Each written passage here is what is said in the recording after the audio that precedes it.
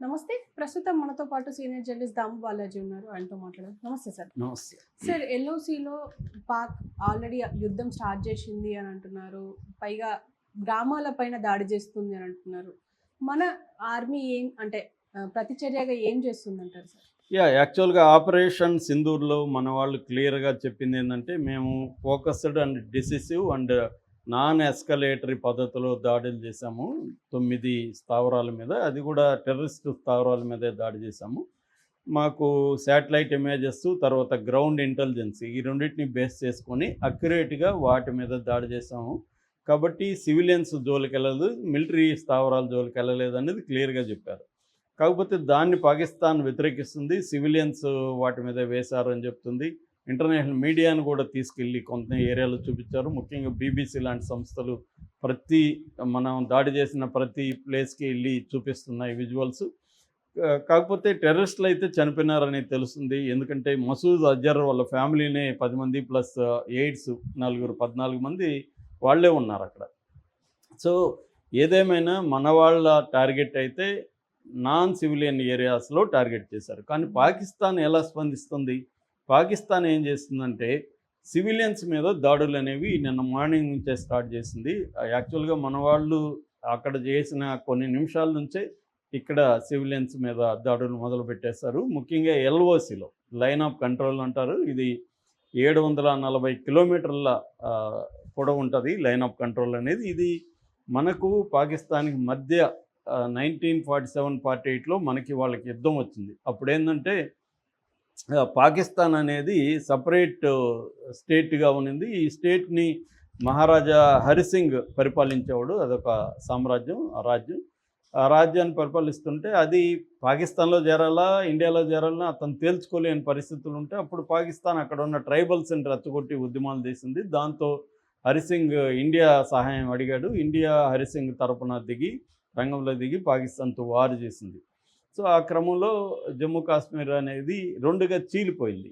ఒకటేమో మనకేమో జమ్మూ కాశ్మీరు, లడఖ్ ఈ 3 ప్రాంతాలు మన వైపు ఉంటే, అటువైపు ఏమో ఏజేకే అంటారు. ఏజేకే అంటే ఆజాద్ జమ్మూ కాశ్మీర్ ప్లస్ గిల్గిట్ బల్తిస్తాన్.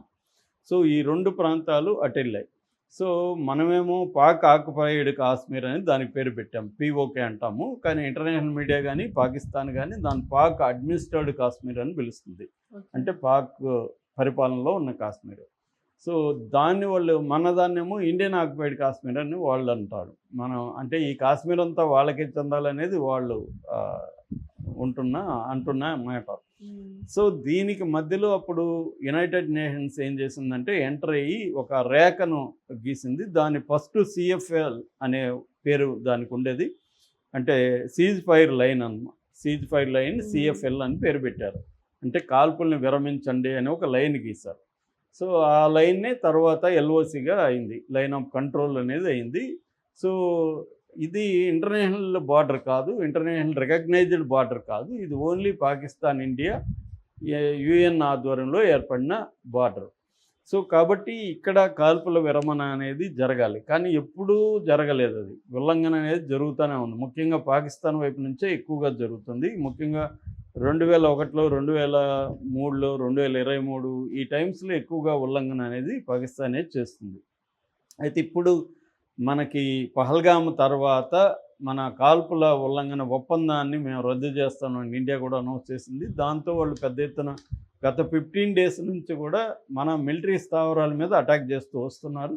అయితే ఆపరేషన్ సింధూర్ తర్వాత వాళ్ళు మన గ్రామాల ప్రజల మీద, అక్కడ బార్డర్లో గ్రామాలు ఉన్నాయి, ఆ గ్రామాల ప్రజల మీద అటాక్ చేయడం అనేది జరుగుతుంది. ముఖ్యంగా ఏంటంటే పూంచ్ సెక్టర్ అంటారు, పూంచ్ డిస్టిక్. అక్కడ విలేజెస్ మీద జరిగింది. నిన్ననే ఎన్డీటీవీ సలామాబాద్ అనే ఒక గ్రామంకి వెళ్ళి అక్కడ 2 ఇండ్ల మీద మోర్టార్ నుంచి షెల్స్, వాళ్ళు ఏంటంటే మోర్టార్స్, మిసైల్స్ ఈ 2 రకాలు వాడుతున్నారు. ఈ 2 కూడా డ్యామేజ్ ఎక్కువ కలుగుతుంది. ఒక షెల్ పడితే ఒక ఇల్లు కూలిపోతుంది. ఆ స్థాయిలో 2 సెల్స్ పడితే 2 ఇళ్ళు కూలిపోయినాయి.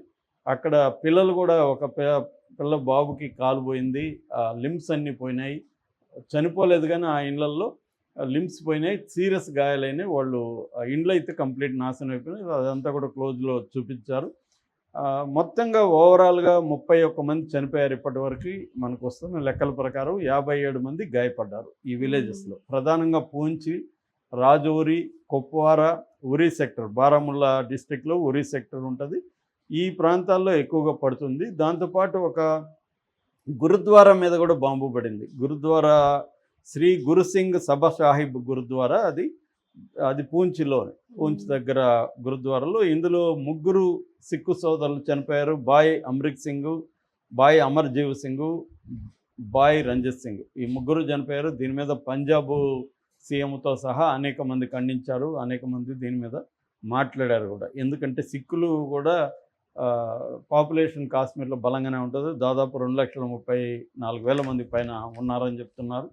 సో సిక్కుల మీద కూడా అనేక సార్లు గతంలో కూడా పాకిస్తాన్ తీవ్రవాదులు అటాక్ చేశారు. ఇప్పుడు కూడా అతను చనిపోయాడు. దీంతోపాటు ఒక సైనికుడు కూడా చనిపోయాడు, ఒక ఆర్మీ జవాన్ చనిపోయాడు. ఈయన లాన్స్ నాయక్ దినేష్ కుమార్ శర్మ ఈయన పేరు. ఈయనకి 32 ఏళ్ళు, చాలా మంచి సైనికుడు అని చెప్తున్నారు. అతన్ని 5th రెజిమెంట్ ఉన్నాడు, 5th ఫీల్డ్ రెజిమెంట్ అంటారు. ఆ 5th ఫీల్డ్ రెజిమెంట్లో పనిచేస్తున్నాడు. వీళ్ళది హర్యానాలో మహమ్మద్పూర్ ప్రాంతం. అక్కడ నుంచి వచ్చి ఇక్కడ పనిచేస్తున్నాడు. ఆయన అటాక్లో వీర మరణం అనేది పొందాడు. దీని మీద already lieutenant governor Manoj Sinha, ఎందుకంటే కాశ్మీర్ అనేది ఫుల్ టైం రాష్ట్రం కాదు, అది మన యూనియన్ టెరిటరీ.